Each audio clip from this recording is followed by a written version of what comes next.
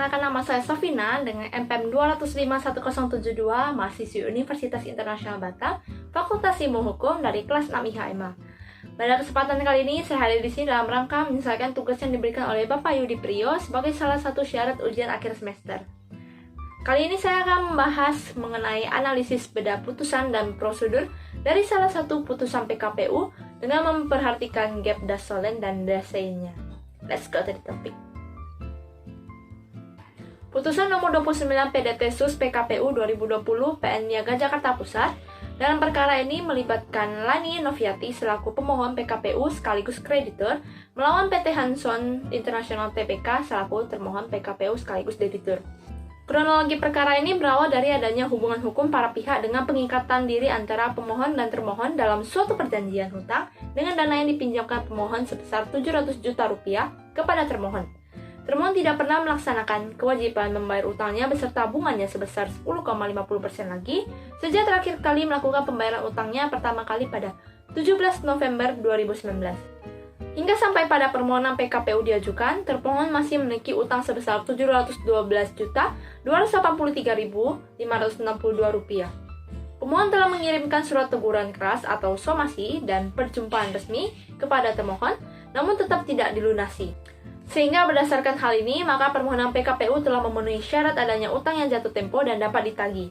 Oleh karena hal itu, maka pemohon dapat memperkirakan pemohon PKPU tidak dapat melanjutkan membayar utangnya lagi. Melalui pengajuan permohonan PKPU, maka pemohon memberikan kesempatan kepada termohon untuk mengajukan rencana perdamaian atas utang-utangnya. Termohon juga telah terbukti memiliki utang terhadap kreditur lainnya, yaitu Rizky Susanti sebesar 600 juta rupiah. Sehingga termohon juga telah memenuhi syarat permohonan PKPU yang kedua, yaitu dengan memiliki lebih dari satu kreditur yang utangnya telah jatuh tempo.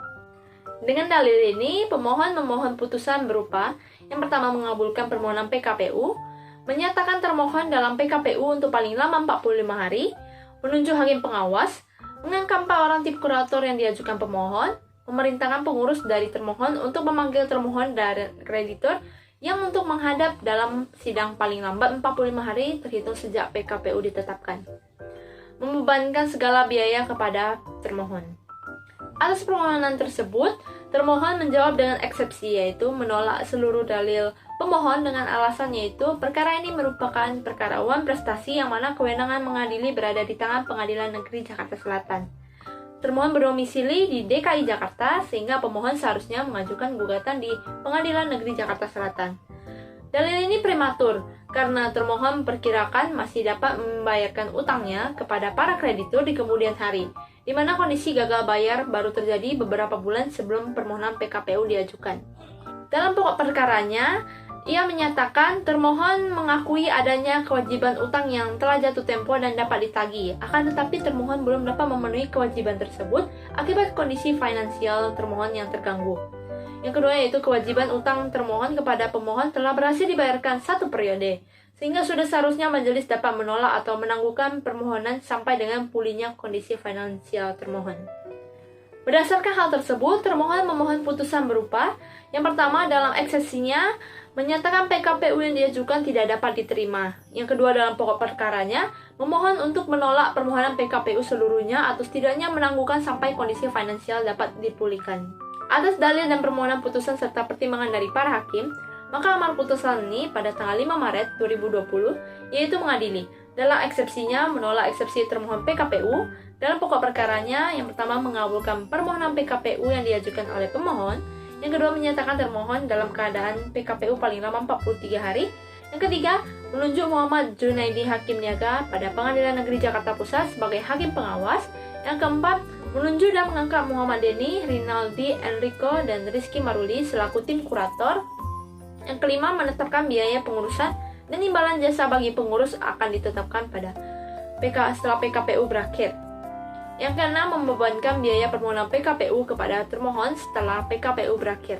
Namun untuk mengetahui tercapai tidaknya perkara ini, maka akan kita lanjutkan pada kasasi yang dilajukan pada putusan nomor 667 KPDT Sus Pilot 2021. Di mana dalam putusan ini, pemohon terdiri dari 98 individu yang mengajukan kasasi terhadap PT Hanson International Tbk selaku termohon, serta kepada Lani Noviati dan 4 tim kurator lainnya selaku turut termohon.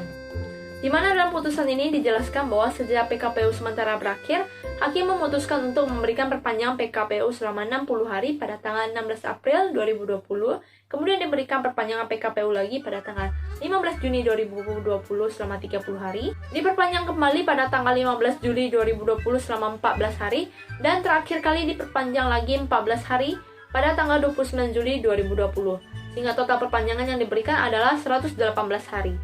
Dalam proses tersebut telah dilakukan voting rencana perdamaian sebanyak 2 kali pada tanggal 27 Juli 2020 dan 4 Agustus 2020, namun ditolak, sehingga hakim pengawas mengajukan rekomendasi PKPU berakhir dan debitur dinyatakan valid atas segala akibat hukumnya. Sehingga pada tanggal 12 Agustus 2020 diputuskan bahwa PT Hansen International Tbk berakhir PKPU-nya dan dinyatakan valid. Yang mana kemudian pada 18 Februari 2021, hakim kembali memutuskan untuk menyatakan sah dan mengikat perjanjian perdamaian tertanggal 18 Februari 2021. Menghukum debitur untuk tunduk dan patuh pada perjanjian, memerintah tim kurator untuk mengumumkan berakhirnya kepailitan dalam berita negara dan minimal 2 surat kabar. Para pemohon kasasi memohon pembatalan terhadap putusan tertanggal 18 Februari 2021 dan menguatkan putusan tertanggal 12 Agustus 2020. Sehingga atas pertimbangan hakim, dalam putusan ini, hakim memutuskan untuk mengabulkan permohonan kasasi untuk membatalkan putusan tanggal 18 Februari 2021 yang isinya adalah berikut. Dan memutuskan untuk menyatakan PKPU terhadap debitur berakhir dan valid. Setelah adanya putusan kasasi dari hakim, PT Hansen International Tbk mengajukan peninjauan kembali atau PK dalam putusan nomor 17 PK PDT Sus Pilot 2022 terhadap seluruh pemohon kasasi. Debitur mengajukan PK dengan dalil bahwa adanya kekhilafan hakim atau kekeliruan yang nyata dalam pertimbangan serta putusannya. Oleh karena itu, debitur mencoba memohon putusan untuk diterimanya PK ini, membatalkan putusan kasasi 8 Juni 2021, menguatkan putusan PN tertanggal 18 Februari 2021, dan menolak permohonan kasasi. Namun hakim pada tanggal 5 Juli 2022 memutuskan untuk menolak permohonan pemeriksaan peninjauan kembali dari pemohon PK. Atas keseluruhan kronologi perkara yang telah dipaparkan, dapat saya sampaikan bahwa tidak adanya gap terhadap dasolen dan dasein dalam perkara tersebut. Namun sedikit hal yang menarik perhatian saya yaitu terkait lamanya PKPU sementara yang diputuskan oleh hakim pada putusan pengadilan negeri adalah selama 43 hari, sedangkan berdasarkan yang diatur dalam pasal 225 ayat 4 UU 37 tahun 2004 tentang kepailitan dan PKPU menyatakan bahwa PKPU sementara berlangsung paling lama 45 hari. Sehingga dari hal ini tampak gap minor pada putusan yang telah ditetapkan tersebut, yang mana seharusnya hakim tetap memberikan waktu bagi debitur untuk diberlakukannya PKPU sementara selama 45 hari, sehingga debitur mendapatkan waktu yang cukup sebagaimana yang diatur dalam undang-undang untuk mengajukan rencana perdamaian tepat pada waktunya. Nah, dalam perkara ini pula tampak bahwa rencana perdamaian yang diajukan selama PKPU ini tidak berhasil mencapai perdamaian yang diinginkan.